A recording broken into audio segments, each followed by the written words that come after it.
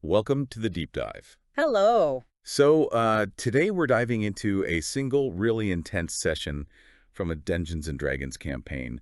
We've got the notes, we've got a detailed transcript of what actually went down. Yeah, and our mission really is to unpack what the characters were up against. You know, the big challenges, the choices they made, sometimes under huge pressure. And those curveballs, the unexpected twists. Exactly. And what all that tells us about the dangers, the real stakes in this, well, fictional world, but it feels real when you're in it. Think of it like looking inside a story as it happens, yeah. Yeah. Driven by choices and, let's be honest, a lot of luck, or lack thereof, with the dice. Mm-hmm. And what we can learn from how these players, these adventurers, reacted when things got pretty hairy. Let's get into it. Okay. So, picking up where things left off last time. Yeah. The party's at the church. Father Donovich, they just managed to get his holy symbol back from his son, Doru. Right, Doru. And it's tragic he'd been turned into a vampire spawn, which is, you know, like a lesser vampire, still dangerous, very much bound to its master. And he was locked in the Undercroft, basically the church basement, the crypt. Yeah, confined down there. The notes actually mention he was sort of clinging to his humanity with that symbol. He was afraid he'd lose control completely without it. But there was a complication.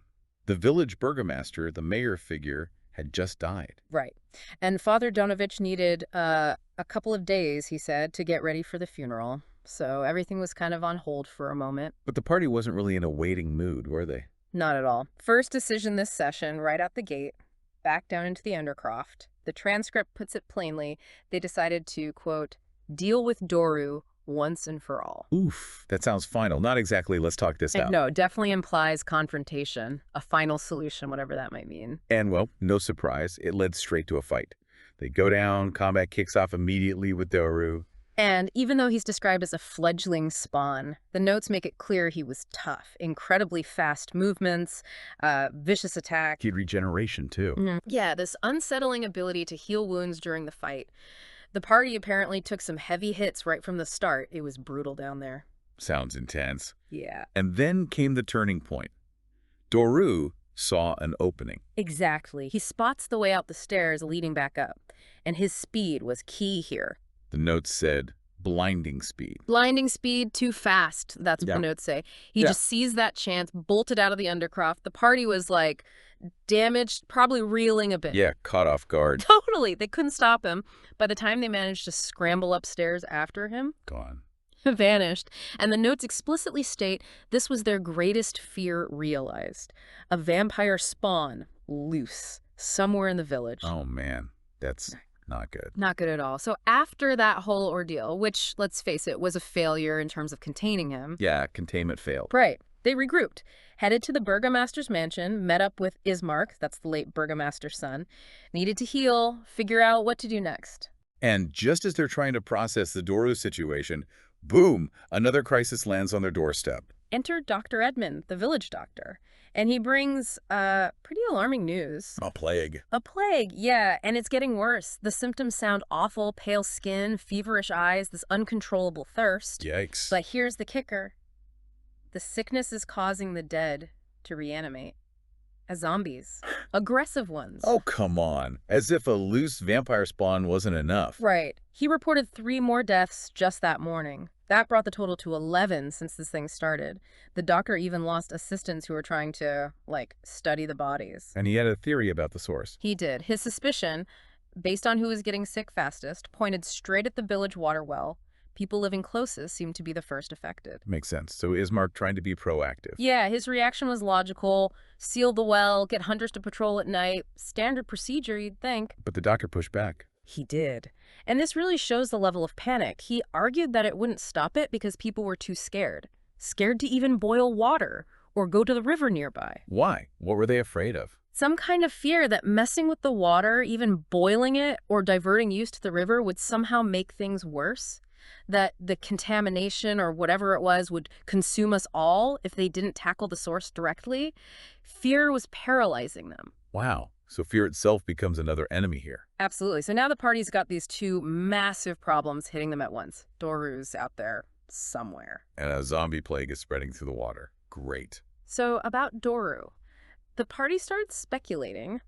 Their thinking, based on, vampire lore in this world, was that he'd probably try to get back to his master, to Strahd. Like a homing instinct for young vampires. Sort of, yeah. And they actually thought, well, maybe this is a good thing in a twisted way. If he leaves the village, maybe he's not their immediate problem anymore. Still leaves a vampire spawn running around, but okay, maybe not in their backyard. Exactly. And they told Ismark, look, we're in the villagers, lock your doors, maybe try to sanctify your homes for protection. Which leads to that classic piece of vampire advice. Explicitly mentioned in the notes, don't invite them in. Crucial survival tip in this kind of setting. So vital. Okay, what about the plague? What was their take? They latched onto the contamination idea, and they connected the timing. The plague seemed to start right after that recent raid on the village by Strahd's forces. Ah, so they're thinking maybe something happened during the raid. Their theory was maybe a body got dumped in the well during the chaos, contaminating the water source. Plausible. Gross, but plausible. So that became the focus.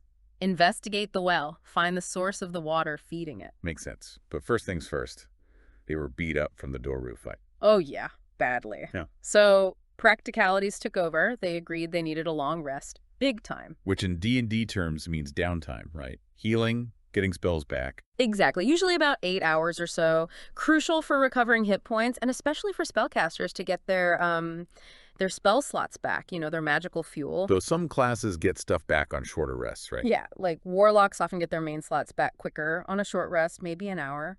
But for wizards, clerics, others with more complex magic, that long rest is essential.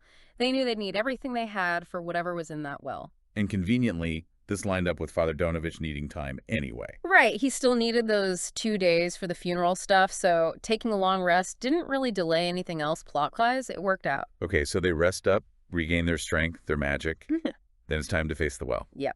They head over there with Ismark. The notes give a description. It's about, 6 feet across. Standard village well size, I guess. But the smell? Yeah, a faint putrid smell wafting up. Not exactly spring water. So they just jump in. Huh. No. Wisely, they use some magic first. A spell called Detect Poison and Disease. Kind of does what it says on the tin. And what did it detect? Bingo. It detected a necrotic disease coming from about 20 feet down. Necrotic, so like death magic related. Pretty much.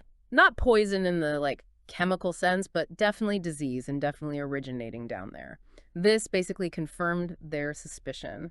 The water itself was the problem. So sampling's not enough now. They need eyes down there. Physical investigation time. Who goes? The smallest, lightest character offers to be lowered down on a rope. Brave. Into the source of the zombie plague? They think about lowering a torch first, but the water's too murky. Can't see anything. So despite the risks, down they go. Yeah. The narration describes the descent. Stone walls, but then near the bottom, tunnels branching off. Tunnels. Okay, that's new and unexpected. And a submerged platform at the bottom. Water's about knee-deep down there. So one character is alone at the bottom of this creepy, smelly well with mysterious tunnels. The tension must have been high. You bet. And then, just as they get their bearings, disturbance the water underneath, Oh. and then a decrepit, rotting arm reaches out. Zombies. Confirmed. In the well. Wow. So the source is down there, and it's active. Combat starts immediately. Instantly.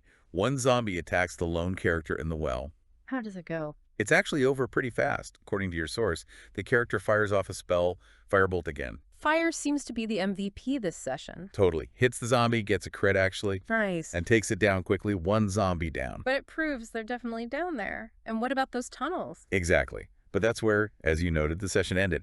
Real world stuff intervened. Dinner time, apparently. They had to put a pin in it. Leaving them, and you, the listener, in this incredibly complex and dangerous spot. Right. But the main problem, The plague source. still totally unknown. They're standing in knee-deep, disease-ridden water, having just fought off one undead creature. Which leaves us, and you listening, with a pretty big question to ponder, right? Definitely. They know the contamination's in the water about 20 feet down.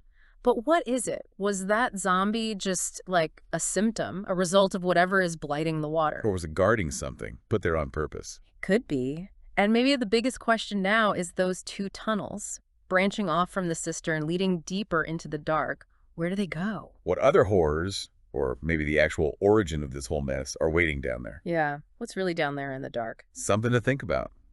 Let's recap the mess. Doru, the vampire spawn, escaped. Still out there. Problem 1, unresolved. Problem 2. A zombie plague is spreading through the village well water. People are dying and rising. Problem 2, actively getting worse. And problem 3. They just found zombies in mysterious tunnels at the bottom of that same well. So many threads dangling, it really makes you wonder, heading into their next session, what happens now? How does the village cope? What's Doru going to do now he's free? And what is the source of this necrotic disease in the well? What's down those tunnels? It raises that big question, doesn't it? How deep does the corruption in Barovia go, and what happens when the very things needed for life, like water, become vectors for death and undeath? What other horrors are waiting just beneath the surface? Let us know your theories, your questions about this session. We really want to hear what stood out to you. Until next time, keep digging deeper. Thanks for joining us for this deep dive.